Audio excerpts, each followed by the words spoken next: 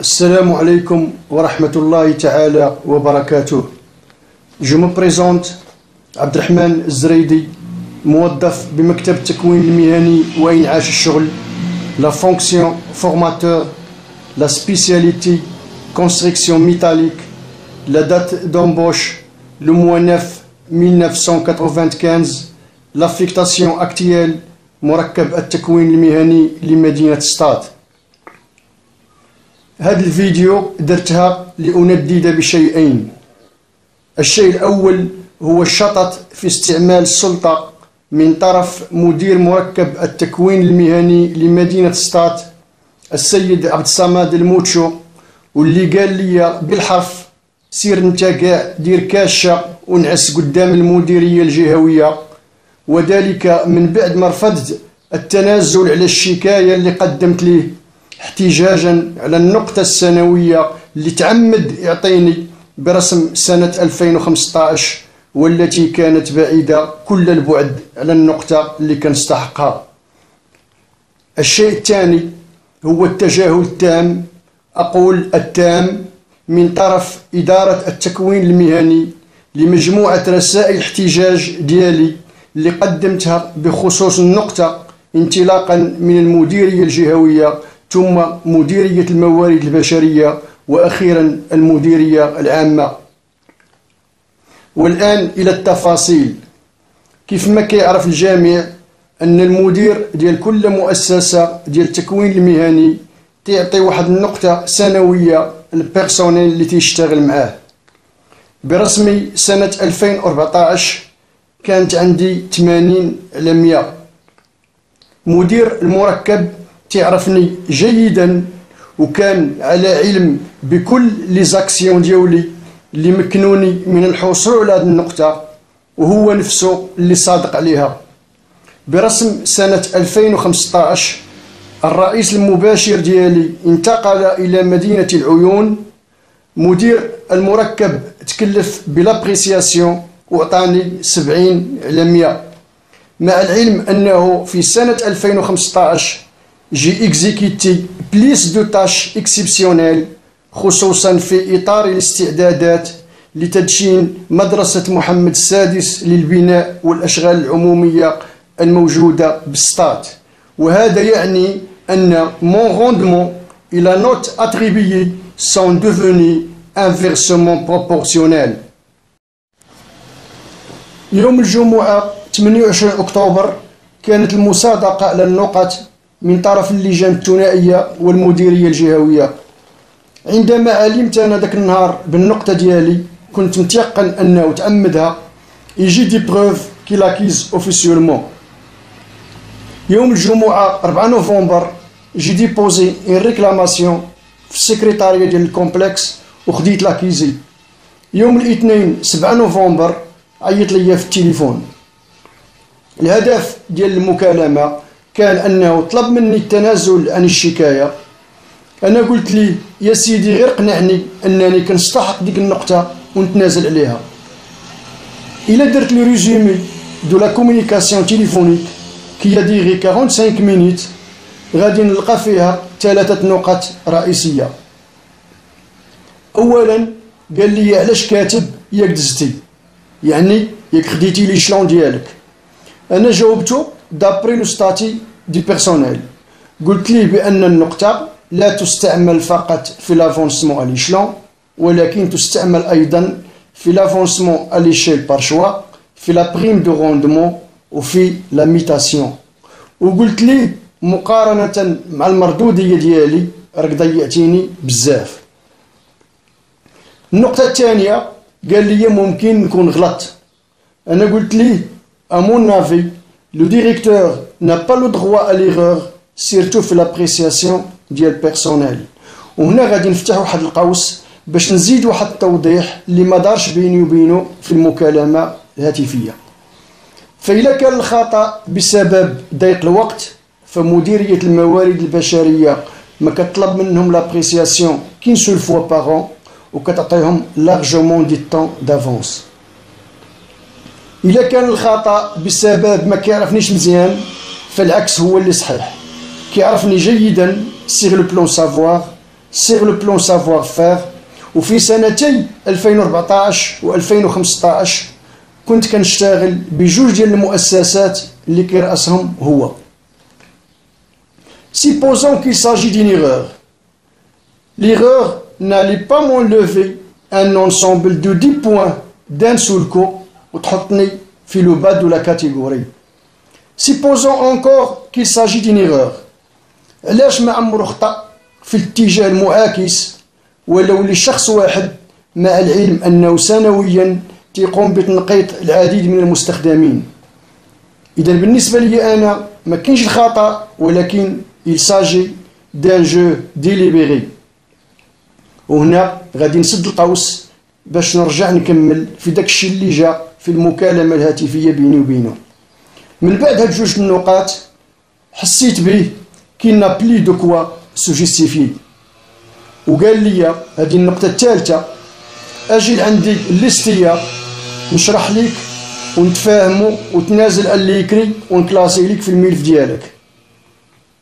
في الحقيقة أنا منذ أن علمت بالنقطة ديالي جي ديسيدي دو بورسويفغ جيسكو بو، ولكن ملي طلب مني نمشي لعندو ويشرح ليا جو مو سوي دي واخا هو ما عطانيش حقي في لونتروتيان دابريسياسيون، انا غادي نعطيه فرصه الحوار اللي طلب مني ونشوف اش غادي يشرح ليا.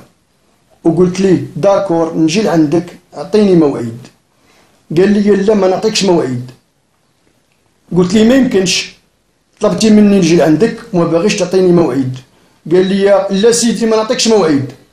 On nous sent cette fois-ci le temps. Donc j'ai compris qu'il voulait profiter du temps pour me faire oublier la réclamation. وقلت ليه إلا ما بغيتيش تعطيني موعد أعطيني جواب كتابي أو ارسل لي لا ليتر ديالي سيغ لا فوا هيرارشيك.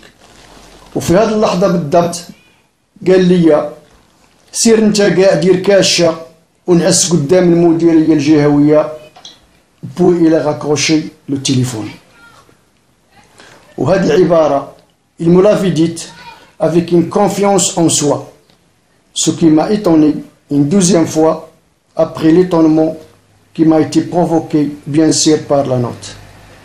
Environ 5 minutes plus tard رسلت لي أنا واحد SMS ها هو مازال مسجل عندي. قلت لي فيه لقد أنهيتم المكالمة الهاتفية بيني وبينكم حول الشكاية ديالي بخصوص النقطة بالعبارة التالية سير انت قاع دير كاشة ونعس قدام المديرية الجهوية. باردوني موا باش نقول لكم بأن هذه اللغة ليست بلغة إدارية. جاوبني هو من بعد بواحد الاس ام اس فيه باردون فوزات. Ce forme d'une phrase interrogative incomplète. إلا درنا لها الترجمة بالعربية غتعطينا عذرا هل أنتم.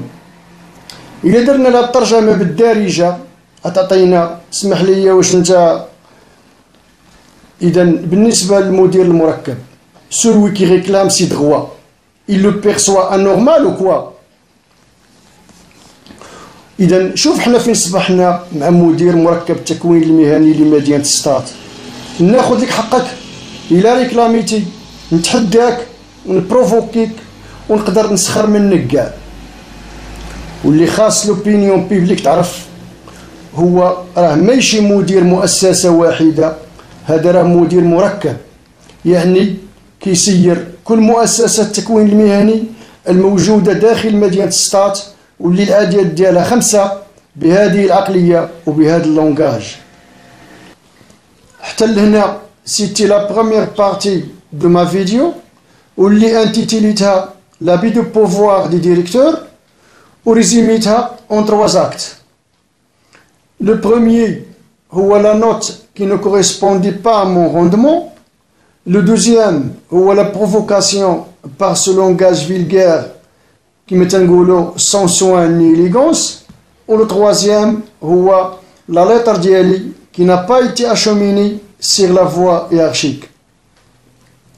D'abord je rentre dans la deuxième partie de ma vidéo où les intitulita l'indifférence totale, je dis bien totale, de la direction de la formation professionnelle envers une série de mes réclamations.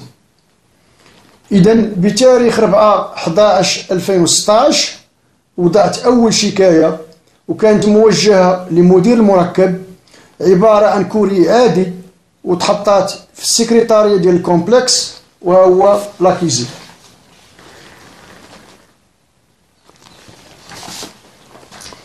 من بعد 17 يوم بالضبط مشيت للمديرية الجهوية، سولتهم واش توصلوا بالشكاية ديالي من المركب، قالوا لي ما توصلنا والو.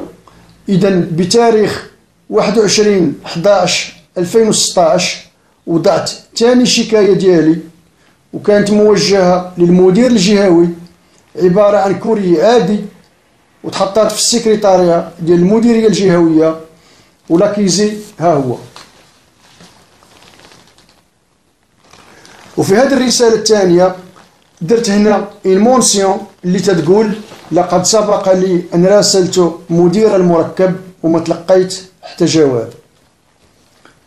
من بعد شهر بالضبط، يعني بتاريخ 20/12/2016 قدمت ثالث شكاية وكانت موجهة لمدير الموارد البشرية، عبارة عن كوري إلكترونيك باستعمال لا messagerie interne de l'office et non pas une messagerie privée. C'est une messagerie interne que l'office avait créée pour son personnel و tout le monde كيعرفها، سميتها اوفيس 365. بالنسبة للاكيزي راه تيبقى مسجل عندي في لابليكاسيون انفورماتيك، وحتى هي فيها اون با اون مونسيون اللي تتقول لقد سبق لي ان راسلت مدير المركب ثم المدير الجهوي وما تلقيت حتى جواب. من بعد شهر مرة أخرى، أي بتاريخ 20/1/2017 قدمت رابع شكاية وكانت موجهة للمدير العام لمكتب التكوين المهني والشغل، وكانوا فيها جوج ديال الرسائل ألافوا. الرسالة الأولى كانت كوري إلكترونيك ومشى عبر لا ميساجري انترن دو لوفيس، ولاكيزي دو ريسيبسيون راه تيبقى عندي في لابليكاسيون انفورماتيك. بالنسبة للرسالة الثانية كانت عبارة عن كوري ريكوموندي ومشى باستعمال لا بوست، وها هو لو ريسيبيسي دو ديبو ديال لا لتر. وفي هاد الرسالتين معا درت فيهم لتحت ايمونسيون اللي كتقول لقد سبق لي ان راسلت مدير المركب المدير الجهوي ثم مدير الموارد البشرية وما تلقيت حتى جواب. هاد المرة تسنيت شهرين حتى ولات يبان ليا كيف ما تنقولوا مون دوسيي aurait été enterré et mon adversaire aurait chanté victoire. وهنا بالضبط بتاريخ 20/3/2017 خديت لا 5e ديسيزيون، وهي قررت باش ندير ان فيديو اللي نبوستيها سير يوتيوب يصير ما باج فيسبوك. إذا حتى لهنا أنا جي كلاكي على بورت دو تو لي بيرو دو لا هيرارشي و جي امبرانتي تو لي مويان دو كومونيكاسيون، ها لا فوا هيرارشيك، ها الكوري إلكترونيك، ها الكوري ريكوموندي. Et j'ai patienté 4 mois 17 jours. La question qui se pose، علاش الإدارة ما كتجاوبش؟ البعض ممكن يقول il se peut que la lettre ne soit pas bien fondée. بالنسبة للتر ديالي ها هي فيها 3 pages. La première page c'est la réclamation proprement dite. La deuxième et la troisième page فيهم كاع لي tâches exécutées avec les justifications nécessaires. إذا دابا ولا تيبان لينا أنه داكشي اللي تنطالب به أنا سي كلير اي نيت، سي جيستيفيي et c'est mérité. Moi je ne demande pas de l'aumône، أنا ما تنطلب الصداقة، أنا تنطلب حقي. إذا غادي نرجعو توجور لنفس السؤال كي سوبوز une deuxième fois، علاش الإدارة ما تتجاوبش؟ أنا حاجة وحدة بغيت نعرفها، chacun des responsables sur la